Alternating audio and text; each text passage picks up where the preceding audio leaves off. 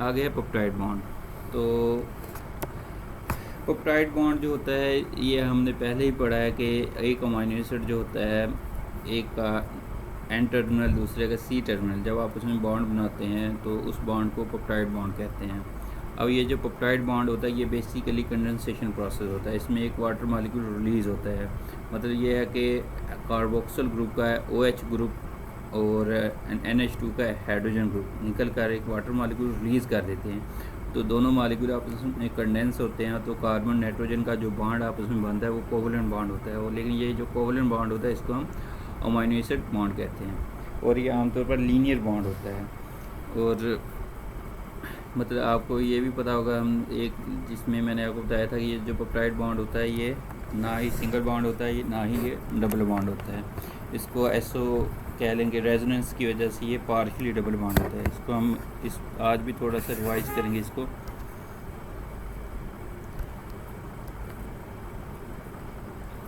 देखें इसमें लिखा हुआ है कन्वेंशनली हम क्या करते हैं, ये एक पेप्टाइड चेन है, इसमें ग्लाइसिन है, एलानिन है, सीरीन है। देखें इसके इस साइड पे एन टर्मिनल है और इस साइड पे सी टर्मिनल है। एन टर्मिनल इसको इसलिए कहते हैं क्योंकि नाइट्रोजन ग्रुप इस साइड पे लगा हुआ है या अमीनो ग्रुप लगा हुआ है, और इसको कार्बोक्सी ग्रुप या कार्बोक्सिल ग्रुप कहते हैं, जो कि सी कार्बोक्सिल सी से ये सी टर्मिनल है और नाइट्रोजन या अमीनो ग्रुप से ये एन टर्मिनल है। मतलब एक साइड पे नाइट्रोजन है, एक साइड पे कार्बन है। तो हम कन्वेंशनली जो होता है नाइट्रोजन को हमेशा लेफ़्ट साइड पे लिखते हैं और सी टर्मिनल को हमेशा राइट साइड पे लिखते हैं। और जब भी नया अमीनो एसिड आता है वो सी साइड पे आके अटैच होता है, एन साइड पे अटैच नहीं होता। मतलब ये है कि अगर रिएक्शन होगा तो इस साइड पे होगा, एन साइड पे नहीं हो सकता। सी साइड पे नया अमीनो एसिड अगर आना है, पेप्टाइड बॉन्ड बनेगा तो इस साइड पे बनेगा, ना कि दूसरी साइड पे। मतलब ये डायरेक्शन क्या होगी, एन टर्मिनल से सी टर्मिनल की तरफ ये पॉलीपेप्टाइड चेन बढ़ती है अगर ये इसमें मज़ीद रिएक्शन होने हो तो। अब इसमें ये है कि अब हम इसका नोमेनक्लेचर पढ़ना है। नोमेनक्लेचर से पहले इसको आप देख लें नेचर क्या होती है। नेचर अगर आप इसको देखें, ये जो बॉन्ड है सी और एन, मतलब ये बॉन्ड है एक ना, सी और एन, ये वाला CN बॉन्ड है आपस में ये बना हुआ है। तो ये वाला बॉन्ड जो है CN वाला ये पेप्टाइड बॉन्ड है।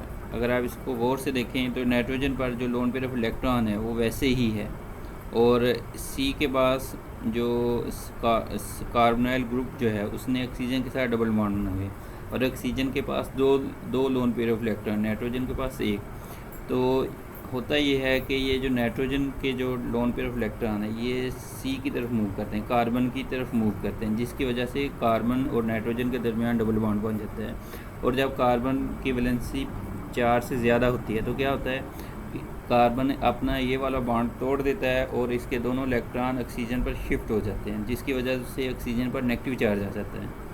अब फिर क्या होगा, नेक्स्ट में क्या होगा, ये चूँकि ये रेजोनेंस है इसमें, मतलब जो इसमें हमेशा इलेक्ट्रॉन मोटाइल रहते हैं, कभी भी स्टेबल नहीं होते, मोटाइल मूव करते रहते हैं। फिर क्या होगा, ये जो डबल बॉन्ड इस पर नेगेटिव चार्ज आ गया, इसने अपना ये दोनों इलेक्ट्रॉन इस तरफ शिफ्ट करने हैं कार्बन की तरफ, तो कार्बन और ऑक्सीजन में डबल बॉन्ड आ जाएगा और इनमें आपस में बॉन्ड टूट जाएगा। मतलब कभी इधर डबल बॉन्ड बनेगा, कभी ऑक्सीजन और कार्बन के साथ डबल बॉन्ड बनेगा, कभी नाइट्रोजन और कार्बन में डबल बॉन्ड बनेगा।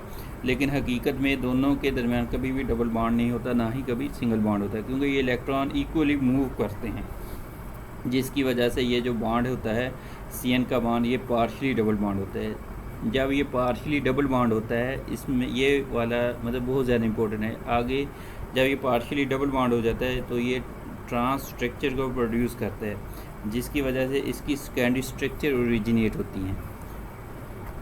तो आप देखें कि जब भी पेप्टाइड बॉन्ड बनता है ये प्लेनर स्ट्रक्चर में होता है, मतलब ये प्लेनर 120 के एंगल पे होता है। ये जो CN का बॉन्ड है ये अभी हमने पढ़ा, ये पार्शली डबल बॉन्ड है, मतलब ये ना ही सिंगल है ना ही डबल है।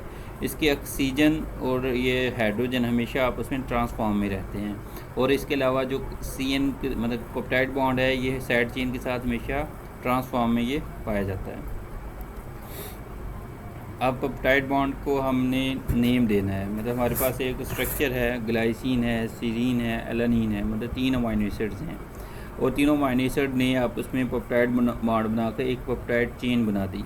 अब एक पेप्टाइड चेन में 3 अमाइनो एसिड हैं। अब हमने इसको नाम देना है।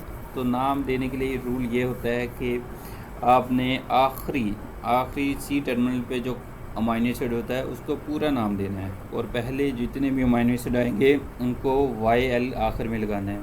मतलब यहाँ पे ग्लाइसिन था तो ये ग्लाइसाइल हो जाएगा, यहाँ पे एलानिन था तो इसका नाम क्या हो जाएगा, एलानाइल हो जाएगा, यहाँ पे सीरीन था तो ये सीरीन रहेगा। मतलब आखिरी अमाइनो एसिड का नाम चेंज नहीं करना और उससे पहले जितने भी अमाइनो एसिड आएंगे उनके नाम के अगर आखिर पे IENE आता है, यहाँ पे लिखा INE या IC आता है, उसको हटाकर YL लगा देना है।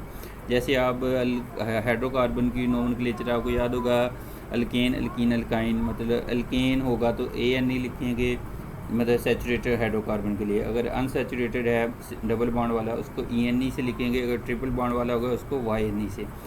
बिल्कुल उसी तरह इसमें ये होता है कि पहले वाले जो अमाइनो एसिड्स होते हैं जो एन टर्मिनल वाली साइड पे होते हैं उनके नाम के आखिर पे INE या IC आता है, उसको हटाकर YL लगा देते हैं। और इसमें एक एक्सेप्शनल केस है, ट्रिप्टोफैन के साथ YL नहीं लगाते। अब देखें ये मिथियोनिन है, ये इसके क्या होगा, इसका नाम जो है आप कह लें INE को हटा के मिथोनाइल कर दिया जाएगा। और अगर ये एलानिन है या ग्लाइसिन है तो ये ग्लाइसिन ही रहेगा, क्योंकि आखिरी C टर्मिनल वाला अमाइनो एसिड इंटैक्ट रहता है, उसके नाम में कोई चेंज नहीं आती। लेकिन उससे पहले जितने भी अमाइनो एसिड आएंगे उनके नाम में YL आएगा, बाकी मतलब INE या IC को हटाकर YL आएगा। हाँ, और इसमें एक और बात है, अगर इसमें ऐसा हो कि बहुत छोटी चेन है, मतलब मैंने अभी 3 अमाइनो एसिड वाली एग्जांपल ली है, अगर 10 तक हो तो हम ये साथ लगाते हैं कि ये L है, मतलब L एलानिन है, L ग्लाइसिन है, L सीरीन है। मतलब L जो होता है इसका ऑप्टिकल फॉर्म शो करता होता है, मतलब ये कौन सा ऑप्टिकल आइसोमर्स है, D है या L है।